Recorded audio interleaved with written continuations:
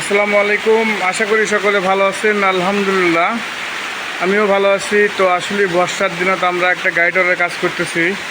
তো বৃষ্টির কারণে আমাদের কাজ আপাতত বন্ধ আছে। বৃষ্টি ছাড়লে আমরা হয়তোবা আবার কাজ শুরু করব।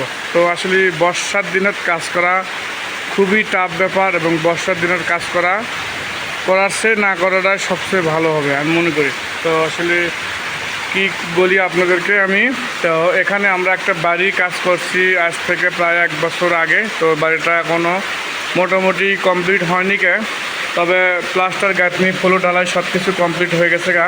তো এখানে আছে 4টা বেডরুম, একটা ডাইনিং স্পেস, একটা রান্নাঘর, 2টা বাথরুম, তার ভিতরে একটা অ্যাটাচ এবং একটা কমন বাথরুম রয়েছে। তো চলেন আমি ঘুরে ঘুরে আপনাদেরকে দেখাইতেছি। তো এটা একটা বেলকনি, আর এটা একটা মাস্টার বেডরুম। এখানে একটা বাথরুমের ব্যবস্থা করা হয়েছে। আর এটা হচ্ছে ডাইনিং স্পেস। এটা ডাইনিং স্পেস আপনার 12 ফিট বাই 17 ফিট একটা ডাইনিং স্পেস। আর এখানে একটা রান্নাঘর, এটা ছোট্ট একটা রান্নাঘর আছে আপনার 8 ফিট বাই 6.5 ফিট একটা রান্নাঘর করা হয়েছে এখানে। আর এটা একটা কমন বেডরুম।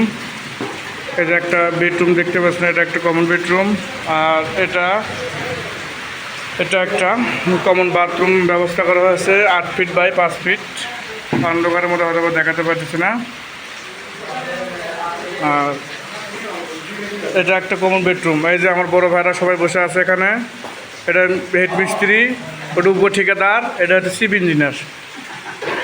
তারপরে যে আরেক ভাইরা বসে আছে এখানে, বৃষ্টির কারণে কাজ করতে পারতেছে না।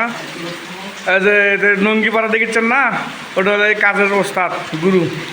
আর মাঝখানে যে বসে, এটা হলো চিফ ইঞ্জিনিয়ার। আর এই বড় ভাই হলো ঠিকাদার। এপাশে আরেকটা বেলকনি আছে, আপনাদেরকে দেখাইতেছি। এই যে বেলকনি আপনাদের এখানে।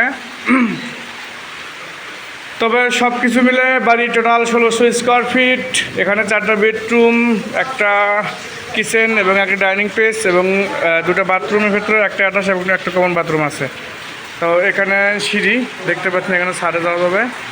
আর ওই যে বৃষ্টি হচ্ছে আশেপাশে দেখতে পাচ্ছেন, বৃষ্টির জন্য কাজগুলো আমাদের বন্ধ হয়ে আছে। ওই যে গাঁথনি প্লাস্টিক করতেছি আমরা। তো সবাই ভালো থাকবেন, পরবর্তী ভিডিওতে দেখা হবে ইনশাল্লাহ।